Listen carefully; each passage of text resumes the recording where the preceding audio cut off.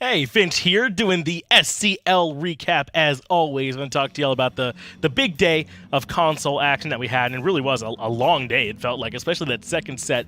I'll certainly make sure we get all to it. So let's start with the first one, Cyclone up against Retribution. That was the first set of the day. It was a really good matchup that I had fun casting there with Taco, and it was good to see Cyclone look this strong as they looked here in this set. Retribution were close with them, but they couldn't quite close it out. I really feel like, especially in Game 1, Arabiax was just the star player for them. His Aphrodite mid was never under any pressure, and once they got into the mid game and the late game, they didn't really seem to have an answer for all the heals that he was doing.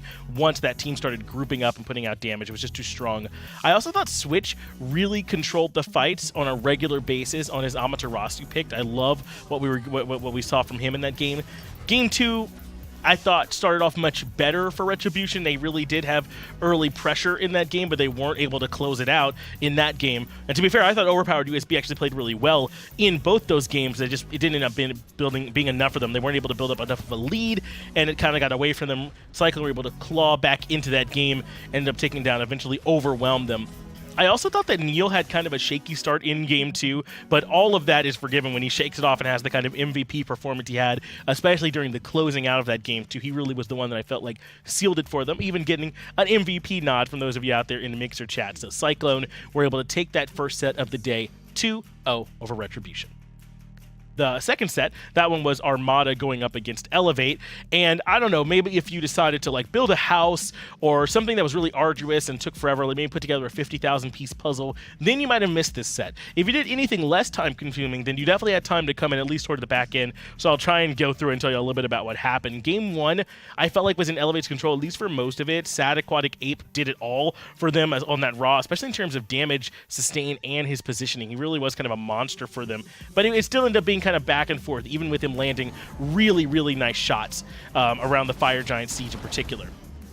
Elevate eventually do grab one, thanks to they eventually grab the Fire Giant. They have kind of an ambitious wave kind of pushing down over into a lane that eventually gets in that Finch left-hand side, which really helps out.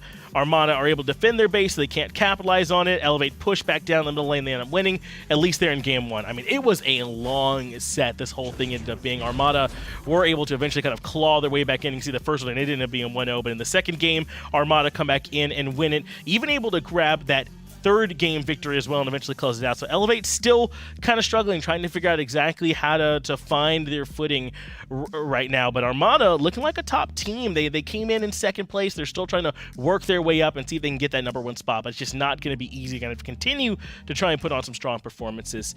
The third set that we saw, that one was Bulldog up against Insomnia, another one that I was able to take a look at personally. And the story of this set remained the same for me in both games. Bulldogs weren't able to fully capitalize on their opportunities, and Insomnia were. It was just that simple. A big part of that was Oh My Jocks in the jungle for Insomnia. He continued, I think, to just look impressive in this set, particularly when he was playing the Susano. He was able to blink in and find big initiations with the Typhoon, able to find the big pulls and really turn things around. His timing was great. His positioning was excellent. I mean, this is the kind of Susano performance that gets this god banned on the rare occasions where we actually see it banned, because they're worried that people are going to play the way that Jocks played in this game. So they're absolutely right trying to take care of this one. Both games saw Bulldog get off to a good start, at least in terms of kills, but not so much in experience or gold. Insomnia just kind of bide their time patiently, and eventually they're able to get away from them and group up and just start barreling over them and take the game. So that ends up going in Insomnia's favor. That one was a 2-0. Bulldogs still have some work to do, even with Insomnia with a bit of a different look. They had some roster shakeups, a bit unfortunate for them. The last set of the day, that was Coalition going up against Strictly Business. This one didn't take quite as long as some of our other sets, as Coalition looked pretty strong in this one up against Strictly Business. The match was supposed to be pretty close on paper, but I think ended up favoring Coalition.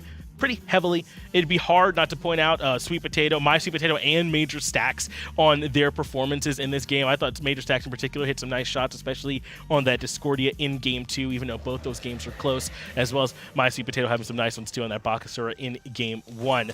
Logically, for Strictly Business, kept the games close, especially when he played the Ronvin in Game 2, but Coalition were just objective focused in this game, almost to a fault, as they ended up giving a few towers just on their pursuit of trying to grab those objectives, but in the end, Coalition just kind of grouped up and barreled over Strictly Business, especially in that last game. They kind of were just like, all right, that's enough of this. Let's put a stop to it. No more fooling around. Let's close this out, and they end up doing so on like 2-0. So that's a day. It was full of action. If you ended up missing it, I hope that going back over through it here kind of helps you get caught up. That way you can make sure you're prepped for next week when we move into it. We're almost at the end. These teams are trying to make it to HRX. It is not going to be easy. You want to make sure that you're there for every minute of it. Again, thanks for watching, and we'll see you next week.